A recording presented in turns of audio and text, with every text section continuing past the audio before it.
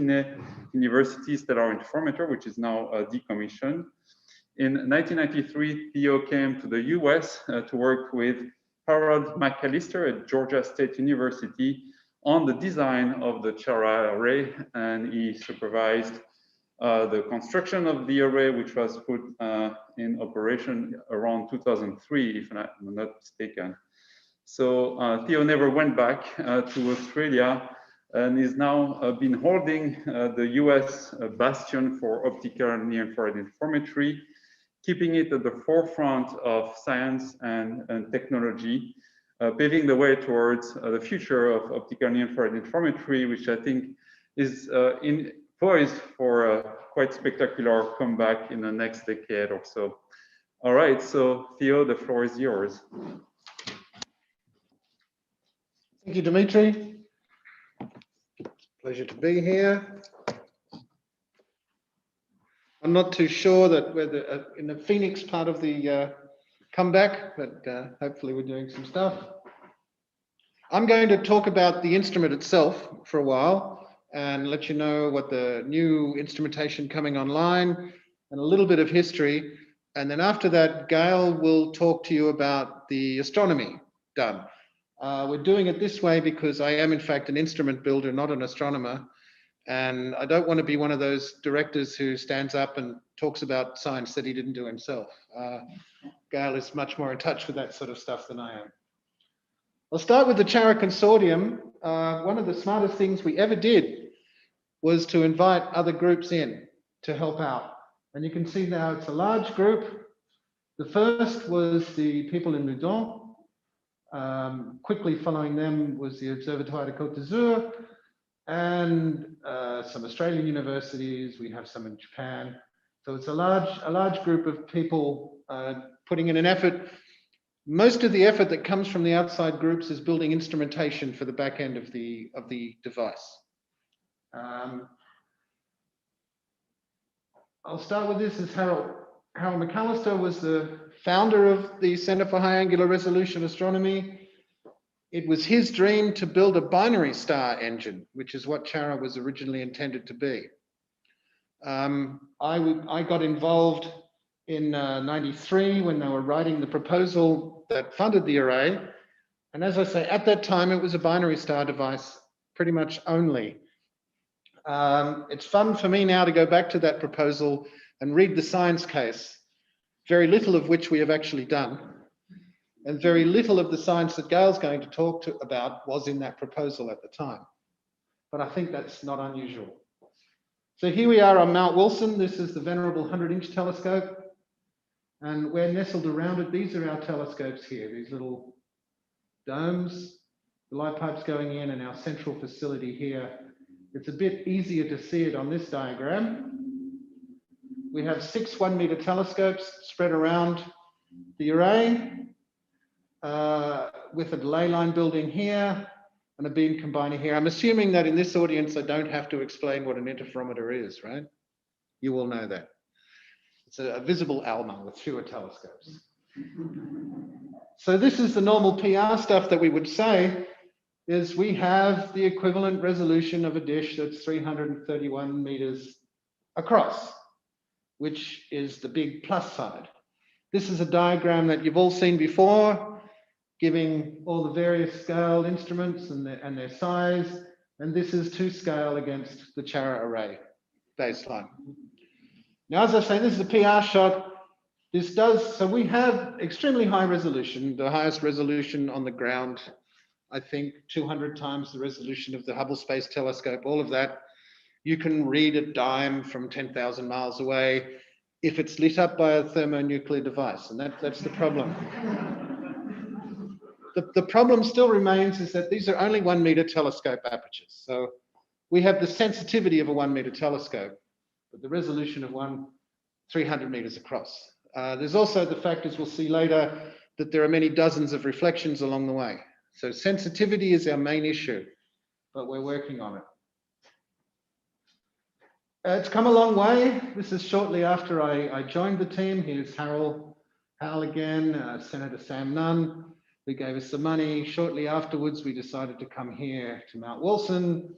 groundbreaking in '96, and the dedication in 2000, which was all very quick. And then you'll see that our first science publication was in 2005. And here's the other difficulty with interferometry. It's not so easy to do. In fact, when I was a young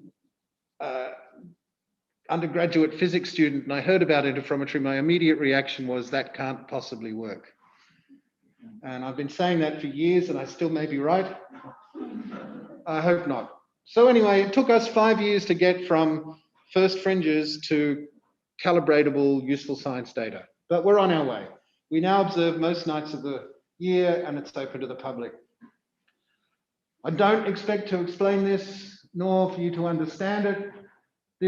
I like to show this because I drew this as a postdoc for the original proposal. This is the outline of the CHARA Array. My main point here is that there are an awful lot of reflections along the way. There are extra ones like these loops to maintain polarization.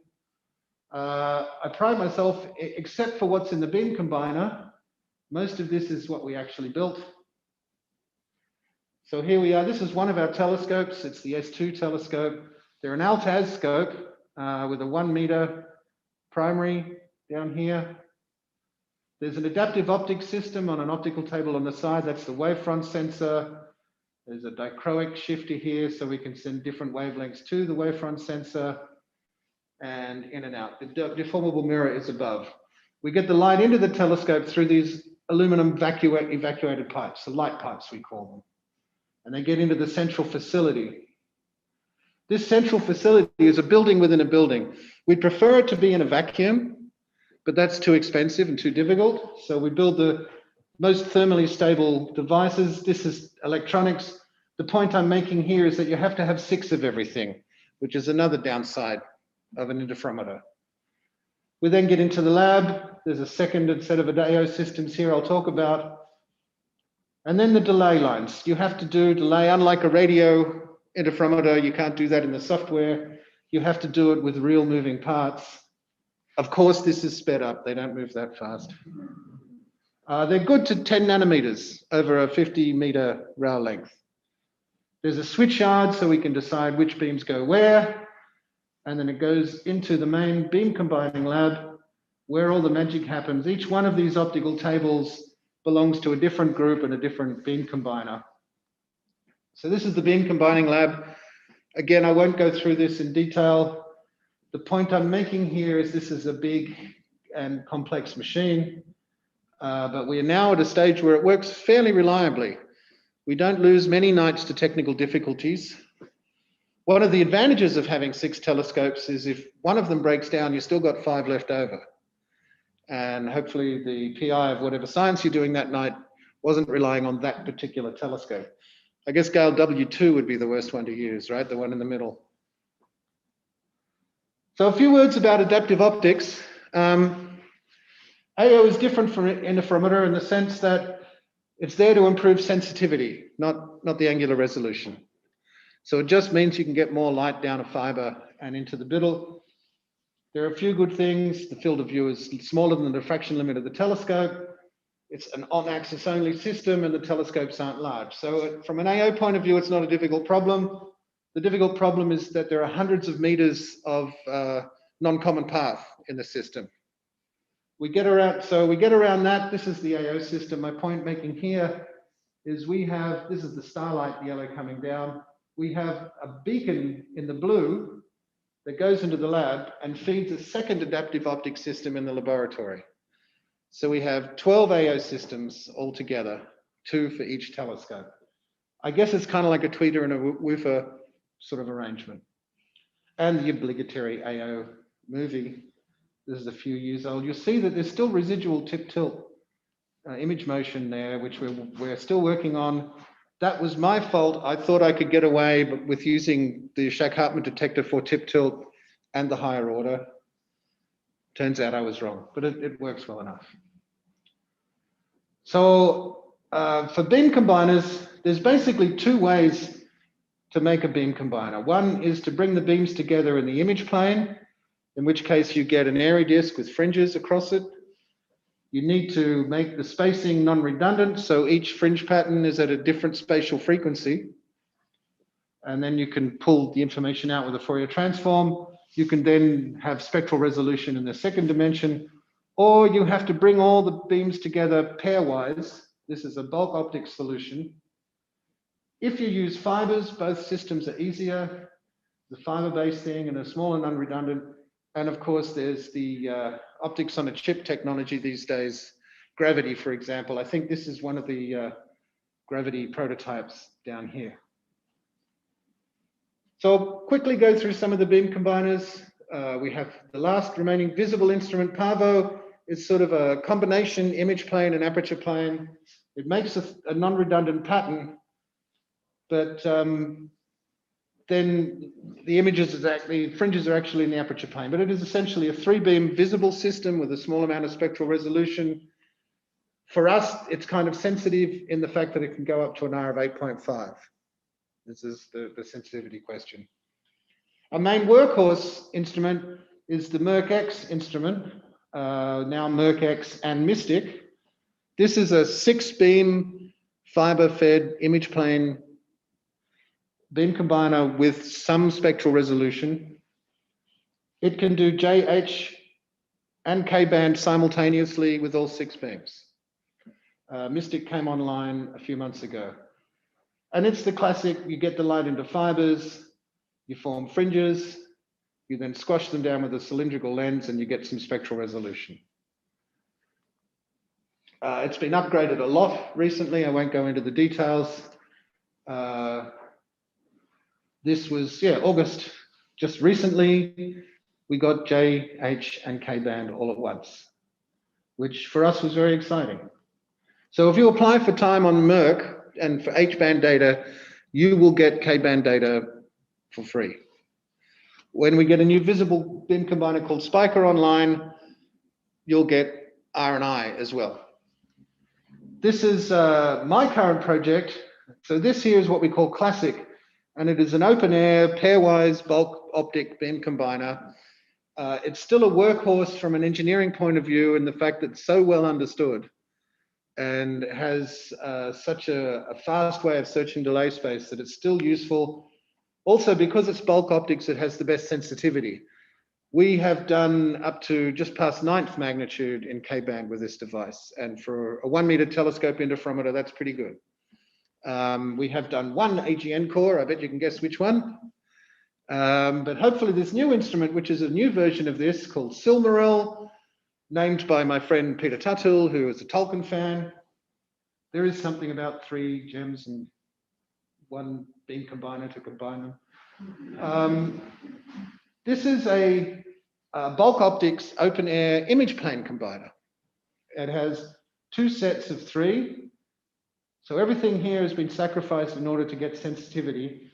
You can't do all 6 because the more beams you combine together, the less signal to noise you have on each baseline. So 3 at a time is what we do.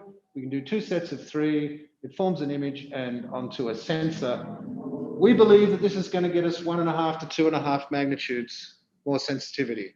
So that's going to bring us to 10.5, maybe 11.5 in KNH. The main science goal of this instrument is AGN cores. But anything, once you get fainter, there's going to be people who want to use it. Another instrument that's coming is Spiker. Spiker is a 6T visible light imaging system. So it takes all 6. It's basically the same as MERC, but in the visible. 6 beams go into 6 fibers. They form a non-redundant linear pattern to form fringes in 1 dimension, and you have spectral dispersion in the other dimension. With this one, though, it's going to have a maximum of 13,000 resolution in the spectrograph, which is much bigger than we have in all the other instruments. So this should be of more interest. Of course, it's all SolidWorks drawings right now. We expect this instrument to be brought to the mountain and commissioned next year. So by this time next year, we would hope that we will have I, R, J, H, and K 6-way combination with spectral resolution. That's the hope. This is another project that comes from the French. This is one of my favorites because it's the riskiest one. This is using nonlinear optics in interferometry. One of the issues in interferometry is that you need to bring all the light into the center in a wavelength independent manner. And the only way we have of doing that right now is just hollow tubes. You would really like to use fibers because they're so much more, well, flexible. You can put fibers anywhere. If we want to have multi-kilometer baselines, we don't want to be running pipes. The further the pipes run, the larger the diameter has to be to avoid diffraction problems. So this is an idea where you have a fiber system and all the back end is H-band, say, because you can get those fibers. But at the telescope, you have a nonlinear optical device and a pumping laser. So you can change the frequency shift the light coming in. It's not unlike what's done in radio, of course, but it's done with nonlinear optics. So in this way, if you want to change bands of the instrument, you just have to change the pump laser. So whatever wavelength you're looking at goes into the wavelength that the rest of the system operates at. And I think this is really cool. We have done it between two telescopes. It does work. It amazed me that the phase is preserved in this process, but it is. So we've made our two closest telescopes 30 meters apart. We've observed and got fringes on the sky. The downside of this is the pump laser is very narrow bandwidth. So obviously the science you're doing is very narrow bandwidth. But we're hoping that the people developing comb laser technology will get that right. And if you make the pump laser a laser comb, you can then get a much wider thing. So I think it's a decade before this stuff is useful on the sky, but I think it's going to be. And to come towards the summing up, this is another project that we got an MRI recently, last year, to add a 7th telescope to the array. So these white lines are the current array infrastructure. We will be purchasing a plane wave 1 meter telescope and putting it in a movable structure such as this one. They're all commercial items. This is what they're using down at NPOI and Flagstaff at Lowell. And we will have 3 stations upon which we can place this telescope. One, of course, in the middle so that we can get shorter baselines and wider field of view images. And from an engineering point of view, that's an advantage. We will go away. We will have one as far to the south as we can go. If any of you are familiar with the mountain, that's where the monastery is. And that becomes vertical real estate very quickly in this direction. And we have a station out here. So from here to here is 1.2 kilometers. So we'll have a 1.2 kilometer baseline. This is like an engineering test. We will be using fibers to bring the light into the central facility. We have no choice. We can't run a light pipe from there to here. Even if we could, I don't think the forestry people would let us. This means that we have to add fiber feeds to all our existing telescopes as well, because you can't combine fiber with non-fiber. All the fibers have to be the same length, matched at the sub-millimeter level. And we will then, at the moment, we will then take the light out of the fiber and into the delay line, and the back end won't change. The dream with fiber fed interferometry is to get a fiber delay line, which is entirely possible by stretching fibers. But the problem is differential longitudinal dispersion. If you have much more fiber on one side than the other, the dispersion is different. This is also true of an air delay, but you can correct for an air delay fairly easily with glass wedges. Correcting for a long fiber delay is something we can't do yet, but what I'm hoping is that the electro-optic people who build things on chips can come up with a cool device for controlling dispersion without going outside of a fiber. That's my hope. This project began this year. We're just negotiating now with PlaneWave for the telescope itself. And in the longer term, this is something that we proposed to the last decadal review committee, is the CMA, the CHARA Array. So this is a kilometer-sized array. It's an expansion of CHARA. We will replace our 6 existing 1 meter telescopes with 2 meter telescopes. I say 2 meter because it's affordable and that they'll fit in the existing domes. And then we will then, including the positions that we have for the mobile one, which is here, we have many positions around the mountain to add 2 meter telescopes. We would have to extend the delay lines or have some solution to the fiber problem. And this, of course, would be a facility instrument. This is too large for a PI-led university instrument that we have now. This is of order in timeline, or let's say long after I retire. But some of you will be around to see it, I hope. So that's the instrumentation part of it. I'll hand it over to Gail. Should I answer instrumentation questions now, or shall we wait till the end? Yeah, do we have any questions now? For Theo? Oh, yes. Lynn? Yeah, a simple one, maybe. So I saw some numbers about sensitivity expressed in terms of visibility. Is there a clean version of that somewhere for all the different instruments? You know, what sensitivity? Gail will show one later in the talk. Coming up. Yeah. There are 2 versions of our sensitivity limit. Those ones that we tell astronomers, who will always propose for something slightly fainter than that, and the ones that will tell the other interferometrists. Big round. Yeah, really quickly, have a very started question. How would you phase lock different lasers? I beg your pardon? How would you phase lock different lasers or pump lasers?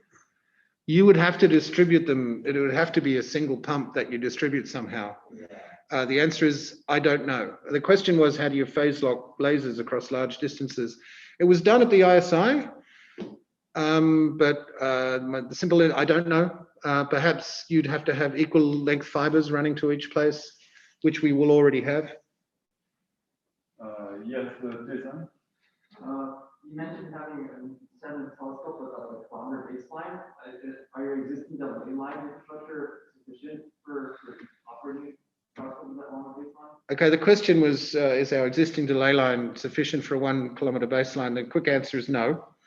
On the north-south baseline, we will have long integration times at a very restricted declination. On the east-west long baseline, we will have very good declination coverage, but very short, like 1.5 hour maximum integration. It's a demonstration, right? We're going to do this in order to convince everybody that they should give us more money. Right. Another question. So you're not worried about light pollution at this telescope site? You have such a future plan for more instrumentation. Is Right. light pollution an issue for the project? It is a little, but not very much. We have a very, very small field of view, and the light pollution is incoherent. All right, no more questions. So, Gail? Yeah. So we can come back to more questions later for Theo.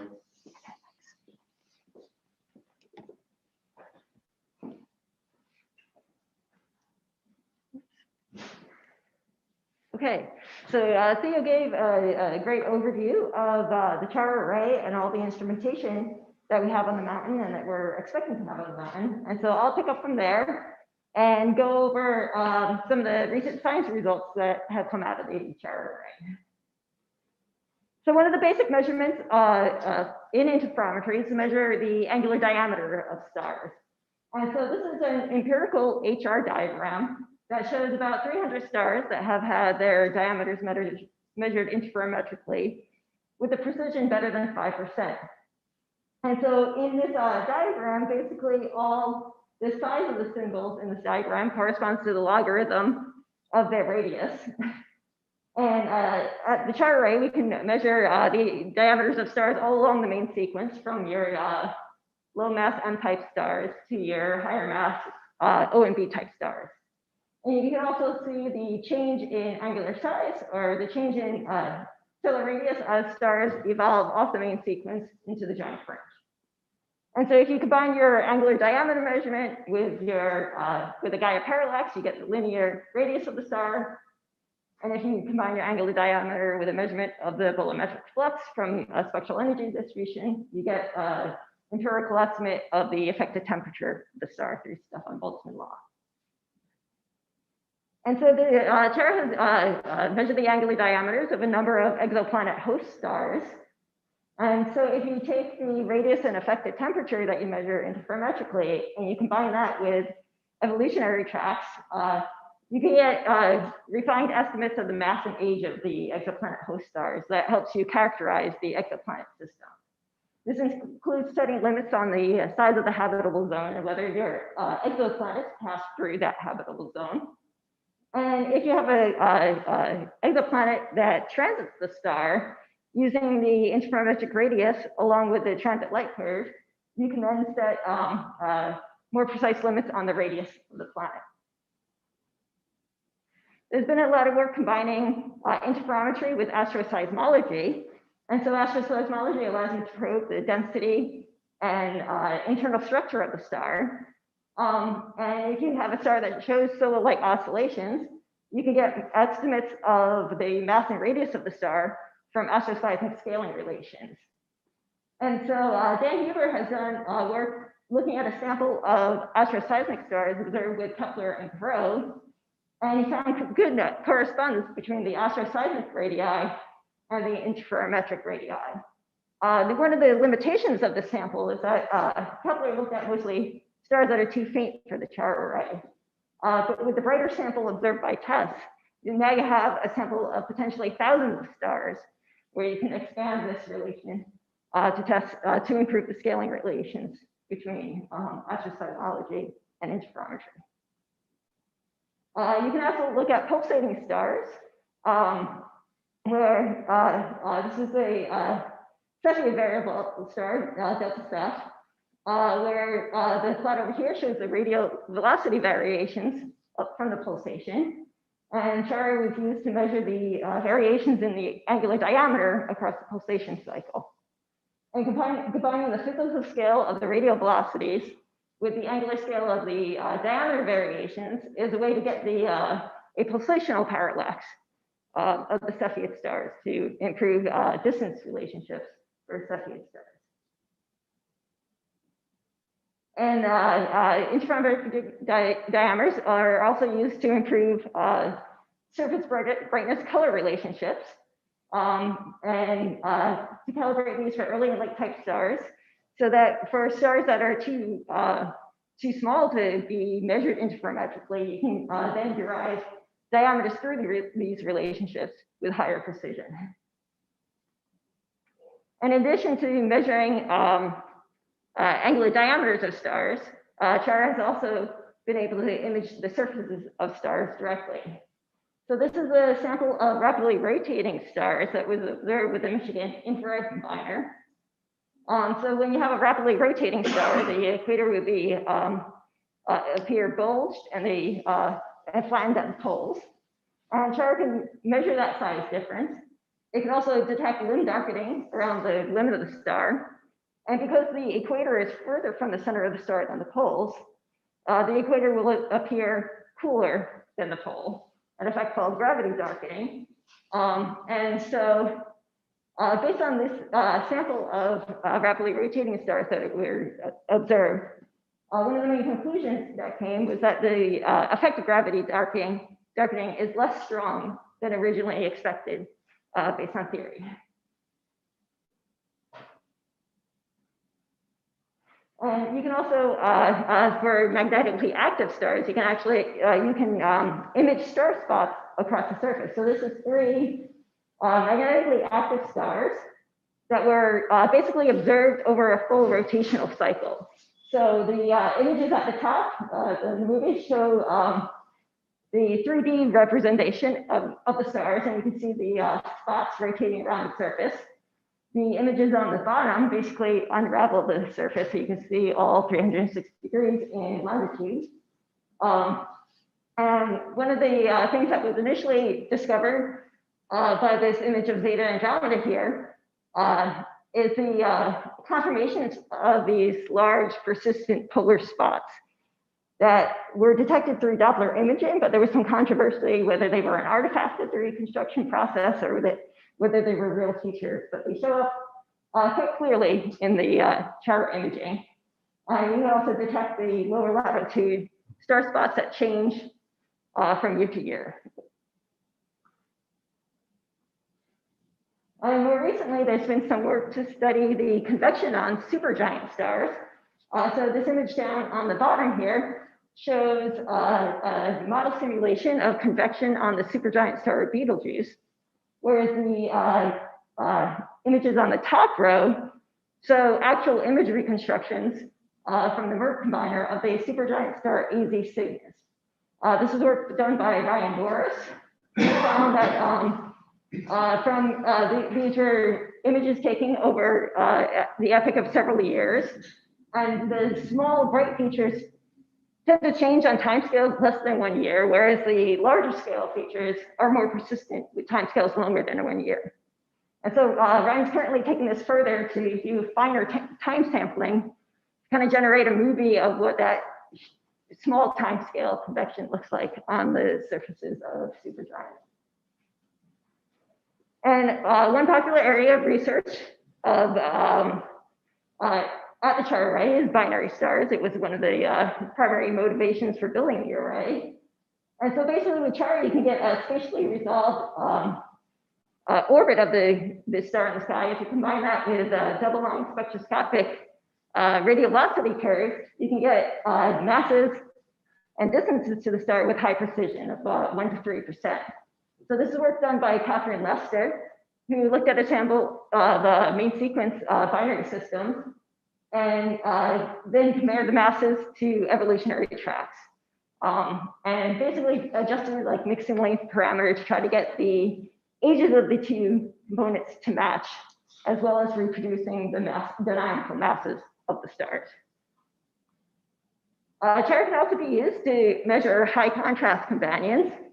And so using the Merck X instrument, you can you're sensitive to companions in the low resolution mode from about 0.5 milli-arcsecond out to 50 milli-arcsecond field of view, with contrast up to 6 magnitudes. And this is some work done by Alex Galen to detect faint companions around Cepheid stars. And so these are results on the Cepheid V1334 and the companion itself contributes only 3% of the light. And combining the visual orbit with the radial velocity variations, he derived the geometric distance to the Cepheid to 1% precision. And basically was able to look into the calibration of the Cepheid period luminosity relation. In addition, you get high position masses of the Cepheid itself and of the companion. And then you can look at even closer systems, interacting binaries that are undergoing ongoing mass transfer. The system on the left here is Beta Lyra. And this is basically a movie based on CHARA images of the binary system, where you can see an elongation of the mass donor from Roche lobe filling and the thick disk around the mass gainer. Likewise, on the right is the inner binary in the algal triple system, where again, you can see an elongation of this mass donor up here. You can also image binary systems as they go through eclipse. This is the work by Brian Kloppenberg on the eclipsing binary Epsilon Arigi. And so Epsilon Arigi goes through eclipse every 27 years. The eclipse itself lasts a year and a half long. And based on the very flat light curve of the eclipse and the length of time it lasted, it was theorized that the supergiant star was being eclipsed by a hidden companion that's hidden in a opaque disk of material. And in the most recent eclipse in 2009, CHARA observed Epsilon Arigi, and sure enough, we saw the surface of the star get cut off by this thick disk of material. And then you can combine all those images together to kind of put together this silhouette of this dark disk of material to study the structure of that disk in silhouette. And you can also use CHARA to image disks directly. So this is some work that was done on BE stars, so rapidly rotating B-type stars that are rotating so fast that they eject gas into a circumstellar disk. And so the disks are usually a few stellar radii in size, so they make perfect targets for interferometers. So this is a model image of the disk gamma CAS based on CHARA data. And based on the interferometry, you can get basically the geometry and density structure of these disks. If you observe with a combiner that has some spectral resolution, you can also get kinematics. That's basically shown as this lower diagram here, where you have images of the disk of the B star phi curve across different wavelength channels. So you can see the blue shifted side of the disk approaching us and the red shifted side of the disk here moving away from us. And then one of the longstanding questions surrounding BE stars is how they generated their rapid rotation. And one idea is that they could be remnants of path mass transfer events, where you have originally more massive star that dumped material onto the BE star, spun up the BE star to give it its rapid rotation, and then you would have a stellar remnant left over as a companion. And some of these subdwarf companions have been detected through ultraviolet spectroscopy. And we've just begun detecting some of these companions at CHARA. And so this is an orbit of the faint companion in the B star phi curve. And the companion itself can produce only 1.5% of the light. One of the main motivations for the upgrade to the MERC-X combiner was to have the sensitivity to look at disks around young stars. And so this is just some samples of the outer disk structure using GPI versus the inner structure that you can probe using the MERC-X combiner. These are also some other images of young stellar objects that are just being generated now. And so you can study both the temperature structure of the disks and what they look like in the region of the dust sublimation. This was some work by Stefan Krauss on the young triple system GW Orionis. And basically in the triple system, Spear and Almer were used to basically measure the large scale structure of the disks that surround this triple system. And so the disk itself appears warped with this outer disk and a misaligned inner ring. And then CHARA and VLTI interferometry were actually used to measure the orbits of 3 stars in the system. And based on dynamic simulations, a slight misalignment in the triple system appears to be tearing apart this disk that surrounds the system and causing this misaligned ring and the warp. And you also, we've also used the CHARA Array to observe Nova explosion. So this was results on the Novae Delphini in 2013. And so the Nova was originally discovered by an amateur astronomer in Japan in August of 2013. And within a day of the initial discovery, we were able to start resolving the size of the Nova at CHARA. And we basically followed the angular expansion over more than a month. And basically on 3 of the early days, we were able to observe using all 6 telescopes and generate some image reconstructions of the early stages within the first week of the Nova explosion. And basically, changes in the angular expansion can be explained by like a 2-component model where you have the core of the Nova surrounded by cooler diffuse material moving out. And apparent changes in the slope of the expansion can be explained by changing contribution between those 2 components. And comparing the angular scale of the expansion with measurements from radial velocities of the expansion gives you a geometric distance to the star. And more recently, this past July, Elias Idy, through some open access time, observed a nova in Hercules that was discovered on June 12th, and we observed it 2 days later with the CHARA Array. And so what's interesting about this one, it has a very different structure than what we saw in Nova Delta in the previous one. So in the initial image, you kind of see an elongation in this direction, which then appears in the next day to kind of have morphed into this bipolar ring-like structure that's going out. And so I figured I'd conclude here by saying that there's open access time available at the array. We started a trial program in 2010, and we received support from the NSF Mid-Scale Innovations Program starting in 2017. And so currently we offer about 35 nights per year. And we're expecting to expand this out to 50 nights per semester. Sorry, 35 nights per semester, and I expect to expand that to 50 nights per semester over the next 3 years. The time is offered through NOIRLab, good calls for proposals at the end of September and the end of March. This is just some of the statistics from the program. So the histogram here shows the blue bar as the number of nights requested through the open access time. Red bars are the number of nights awarded. So we have an oversubscription rate on average of about 2.4. So hopefully, as we expand this out, we can get more time to the community.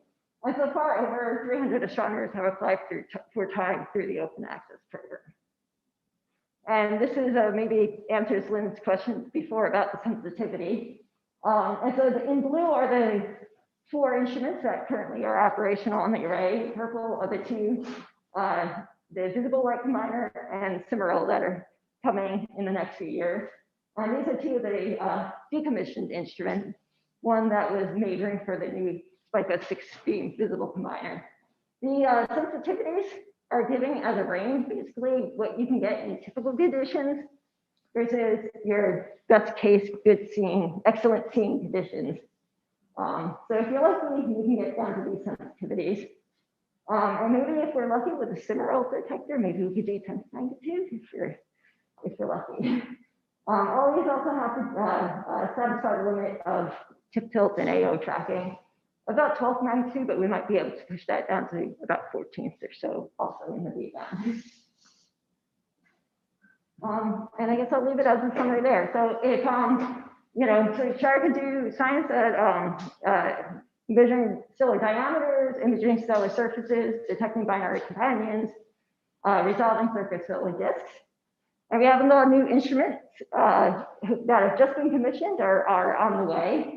So if you have any ideas for a project at the CHARA, I encourage you all to apply.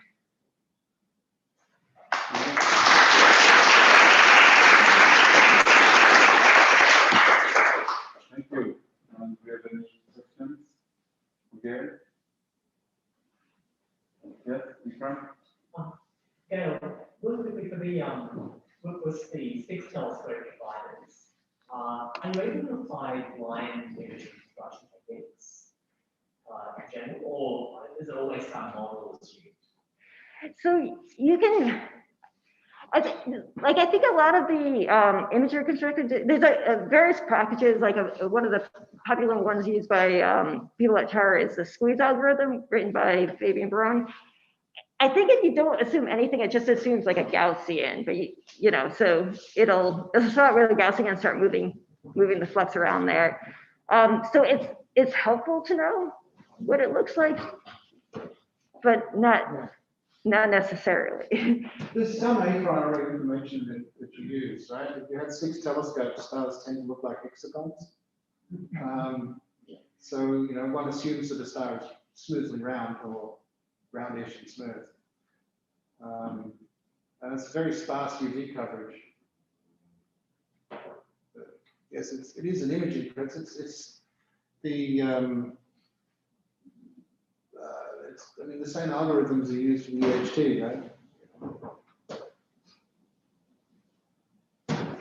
I'd also like to add, when Gail was showing those binary star plots, there were error bars in it, we just can't see them.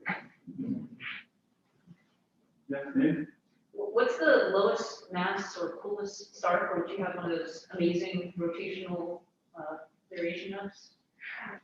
So they're all Oh, for the A5 for the star spots, for the star spots, or for the star spots. The rotational, well, maybe it's star spots, but I was most interested in the rotational flattening into the B stars and into the A stars.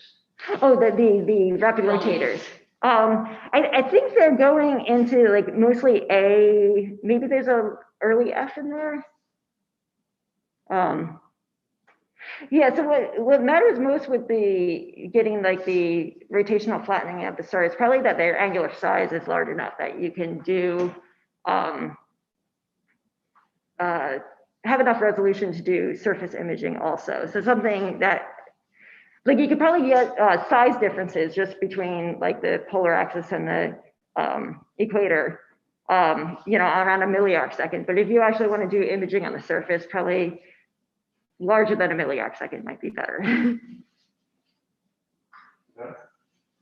In between, you know, Gaia with distances, you guys with radii, you know, eclipsing system where we get masses and so on.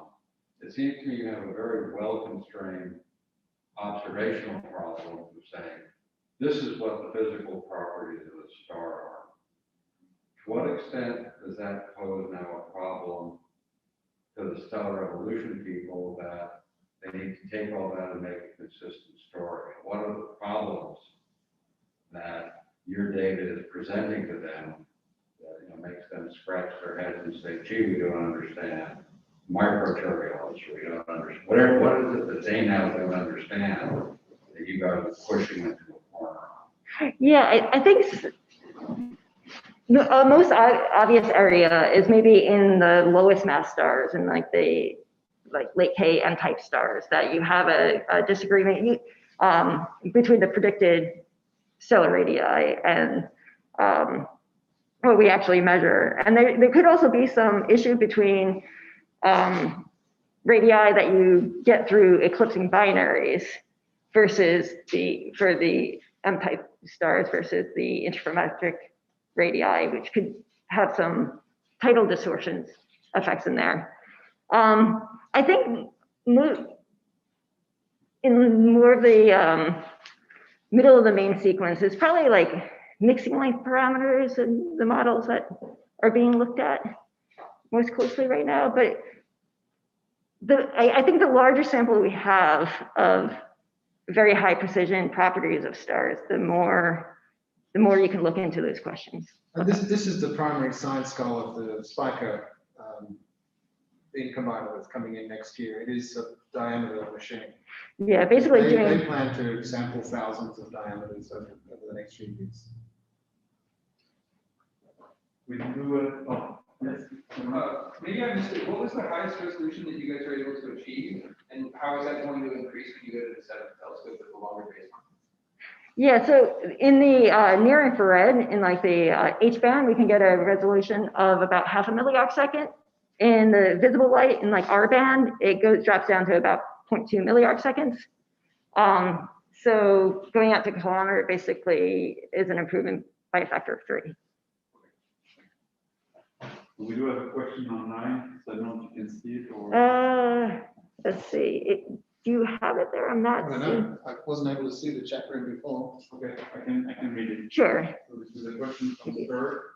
Could you comment on the uncertainties in the interferometric effectives that are radii introduced by the need for limb darkening model and model atmospheres?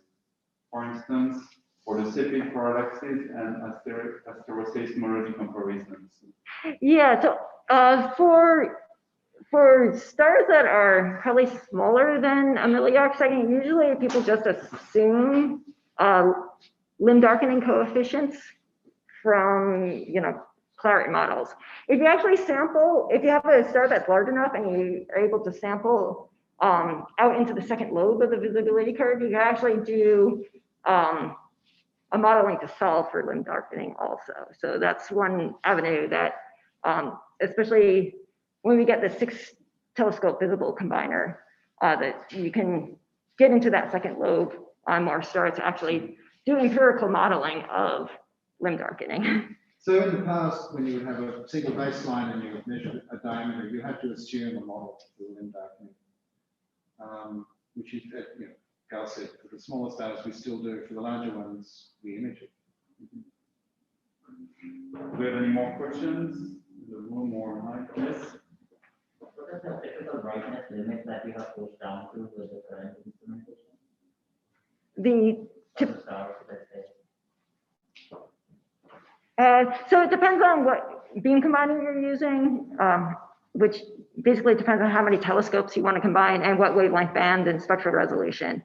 Probably the faintest is with our most sensitive combiner can go down to about 8th magnitude, 9th if you're really patient in good seeing conditions.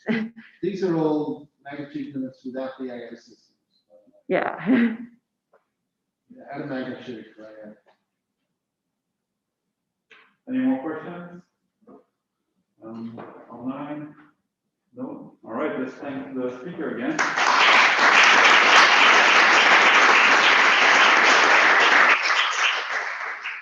All right, thank you.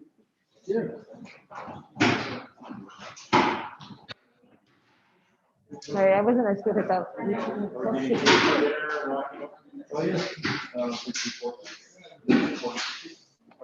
Well done, Gail.